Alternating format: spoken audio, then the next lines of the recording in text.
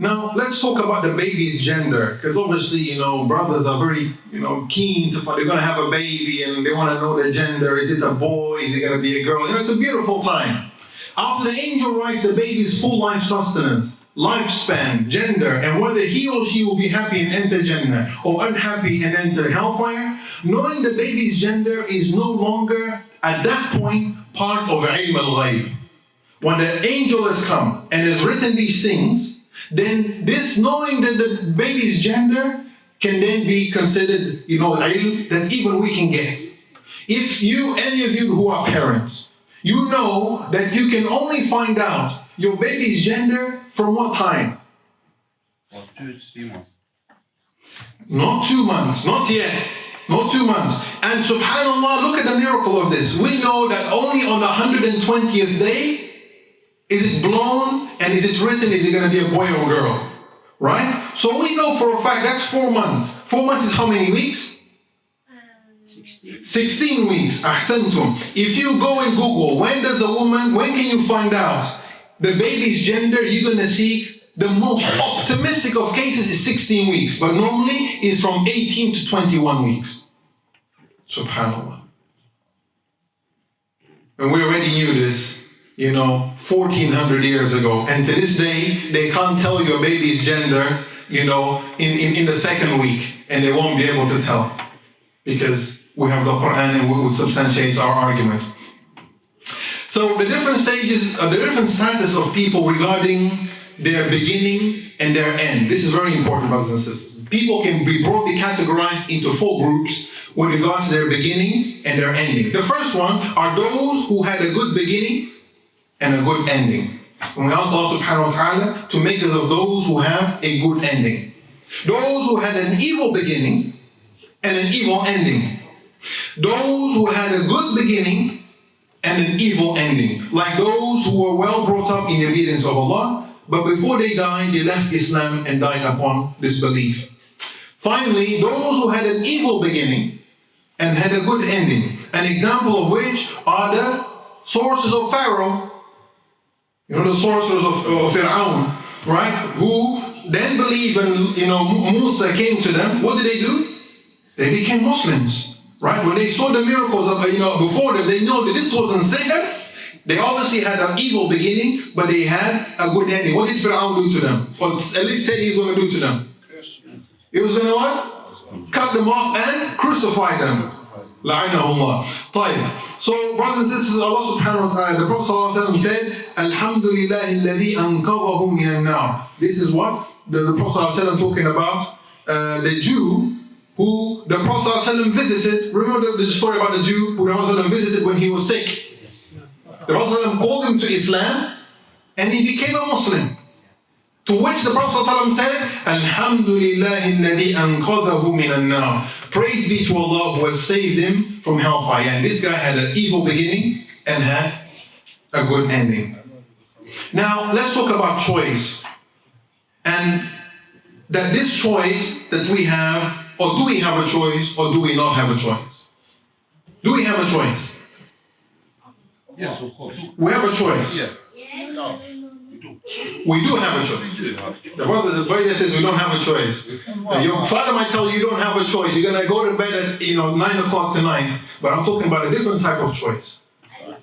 Yes, we do have a choice. Let me talk about this. We can interpret from this hadith, brothers and sisters, that man has free will when it comes to performing good or bad actions. Even so, his will is within the greater will of who? Of Allah subhanahu wa ta'ala. So man has a choice that he can choose what to do, but what comes ultimately to him is what Allah subhanahu wa ta'ala chooses for him. The hadith, brothers and sisters, clearly points to the fact that ultimately what has been written will catch up with us. This should lead us to always be in the middle of fear and hope. For there are those who do good actions during their whole lives but have an evil ending. But we should never lose hope. For one could be doing evil actions for a long period of time, then Allah blesses him with guidance and he goes onto the straight path, and during his last days or years, he becomes a Muslim or he becomes a good Muslim. How many have we seen of this? People that live in kufr of fisq their whole lives. You come to them at their deathbed and they take shahada. I mean, subhanAllah, he's about to die and he dies sinless. This is a beautiful, beautiful end. Allah subhanahu wa ta'ala says, إِنَّ الَّذِينَ آمَنُوا وَعَمِلُوا الصَّالِحَاتِ إِنَّ لَا نُضِيعُ أَجْرَ مَنْ أَحْسَنَ عَمَلًا. Allah says, because Imam, Nawawi, when explaining the Hadith, says, what about if someone said, doesn't Allah say, indeed, those who have believed and done righteous deeds, indeed, we will not allow to be lost the reward of one who did well in deeds? Does Allah says that if you do good deeds, you're going to enter paradise, and if you do bad deeds, you're going to enter Jahannam. Is this what Allah subhanahu wa ta'ala says? But we know, brothers and sisters, for a fact, that the sincerity of our good deeds is not known to anyone except Allah subhanahu wa ta'ala. So be firm in the belief that if whatever you do of deeds is sincere for the sake of Allah subhanahu wa ta'ala and according to the sunnah of the Prophet sallallahu alayhi wa sallam, then you are upon khair, and inshaAllah you will carry on and die upon khair. However, it is those who do deeds and actions for other than Allah subhanahu wa ta'ala. They want to be seen to be doing good deeds, but it's all riyah, and we don't know, subhanAllah. We think, some of the brothers can't contemplate, how could someone do such a thing? Wallahi, it is true. This is a fact. Brothers sometimes do things to show off to other brothers. Look, I'm in the masjid. You've seen me in the masjid. Look, I'm giving sadaqah. Look. Or, you don't realize it, but they're doing this not for the sake of Allah, but to be praised in dunya. So they are praised in dunya, but their end, always comes and catches up with them. Subhanallah. Now let's wrap up, brothers and sisters, and say what we can benefit from this hadith. The first thing, explanation of the different stages of human creation in a mother's womb. That the soul is only blown into the baby after how many days? 120 days. Excellent. And that only after that is he considered what? A human being. That there is an angel that Allah subhanahu wa ta'ala assigned to do what? To deal with the matters of the womb. Believe in qadr, in predestination, and that Allah subhanahu wa ta'ala has knowledge of all that happens. That the most important is our ending or our beginning? Ending. Our ending. La shak.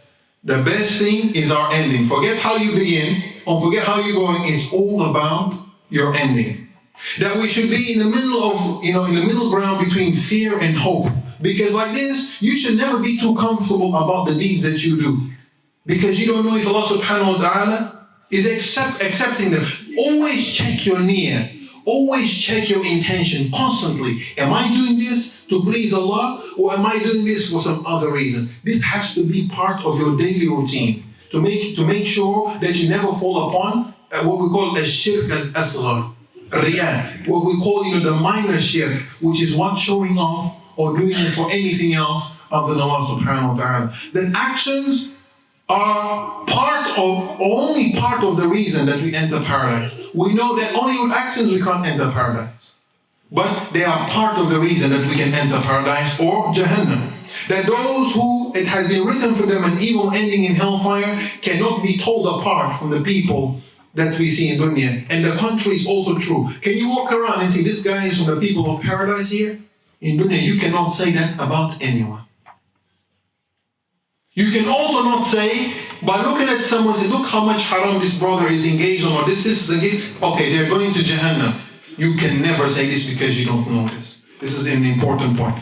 Okay, brothers and sisters, ذلك وصلى الله وسلم على نبينا محمد وعلى آله وصحبه وسلم.